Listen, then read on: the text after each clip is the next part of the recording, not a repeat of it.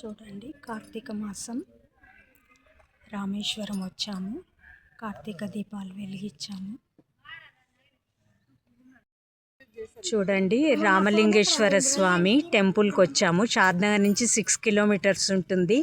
రామలింగేశ్వర స్వామి టెంపుల్కి వచ్చాము. ఇక్కడ కోనేట్లో దీపాలు వదిలేసాము. ఇక్కడున్న వాళ్ళు చెప్పారు ఈ స్వామి గురించి. మీరు కూడా వినండి, చూడండి. మీకు వీలైనప్పుడు రండి, స్వామిని దర్శించుకోండి. విశేషం తెలిస్తేనే అంటే మంది ఇక్కడ లంబడోళ్ళు ఉన్నారు మేడం. ఫస్ట్ మేము లేకున్నాం ఇక్కడ. లంబడోళ్ళు ఉన్నారు, లంబడోళ్ళే ఇక్కడ ఉన్నారు. లంబడోళ్ళు ఎంత దుంతున్నారంట. దుంతుంటే ఆ రాయని గుంటుక కట్టినట్ట లంబడాయన. లంబడాయన గుంటుక కడితే రాయని గుంటుక మీద పెట్టినట్ట. గుంటుక మీద పెడితే ఆయన తిన్నీకి పోయినట్టు ఆకలి. ఆయన వచ్చేసరికి గుంటుక మీదకి డొల్లిపోయి ఆడ తావున గంగారాయన చెట్టు ఉన్నదంట. గంగారాయన చెట్టు కింద నిలబడ్డదంట పోయి దేవుడు. ఎందుకు నేను రాయి తెచ్చి పెడితే దేవుడు అక్కడ పోయి రాయా దేవుడు అని ఎక్కడో పోయి అడిగి చూసిండట లంబడాయన. అడిగి చూస్తే ఆడ పుట్టిలింగము పుట్టిండు, ఆయన నిలిచిండు అని చెప్పి అప్పటి నుంచి ఆయనకు పూజ చేస్తారు. ఇక్కడ గుడి కట్టి పూజ కట్టి చిన్న గుడి కట్టి పూజ చేస్తారు. అప్పుడు గింతున్న లింగం ఇట్లా అయింది పెద్దగా. అదే అందుకుంటే కూడా అందలేడు. సంవత్సరానికి ఇంచు పెరుగుతాడంట దేవుడు. ఇప్పటికి నా పెళ్ళప్పటికి ఇప్పుడు ఇంత అయ్యింది. 20 సంవత్సరాలకే అంత పెరిగింది. 20 సంవత్సరాలకే ఎక్కడ పోయినా ఏ ఊరికి పోయినా వచ్చిందాక ఓరు మేమైనా దేవుని కాడ ప్రతి శివరాత్రి ఉంటది. కార్తీక పౌర్ణమి పబ్లిక్ ఉంటారు.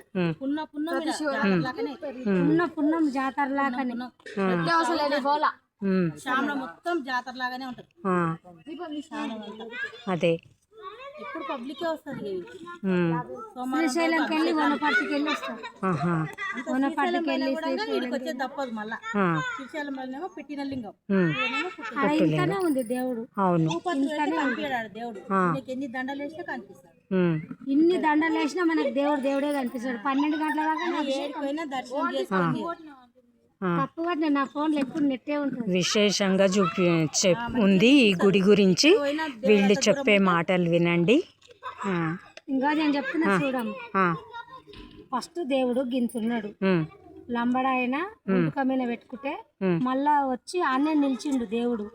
నిల్చుంటే ఏమైంది, మళ్ళీ ఇది నా దగ్గరికి ఎంచే మళ్ళీ ఆనే పోయి నిలుస్తుందని ఆయన లంబడాయన ఏం చేసిండు, మళ్ళీ ఆనే పెట్టిండు దేవుడు.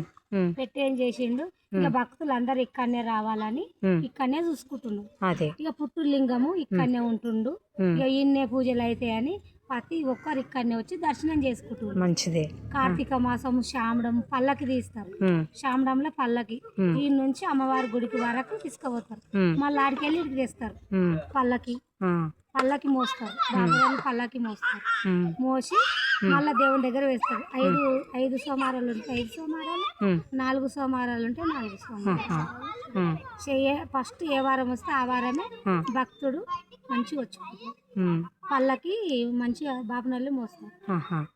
మంచిగా జరుగుతుంది అమ్మ. ఈడ మాత్రం శివుని తీసుకుపోయి అమ్మవారి కడిపోయింది. మళ్ళీ ఇక్కడ పార్వతమ్మ గుట్ట పైన అవును శివుని ఆమె గుర్తించుకొని శావకు తీస్తారు. కోడు కాదు శివుడు. అవును. ఆమెకేమో కౌసు కావాలని కోరుకున్నదంట, నీకేమో సీట్ కావాలని కోరుకున్నదంట. అట్లా సోమవారం ఆడికి తీసుకోవచ్చు. ఇక ఆమెనేమో కౌసు కోరుకున్నది, ఈయనేమో ఏదొద్దు నాకు అని కోరుకు. మంచిగా ఉంది. గుట్ట పైన మంచి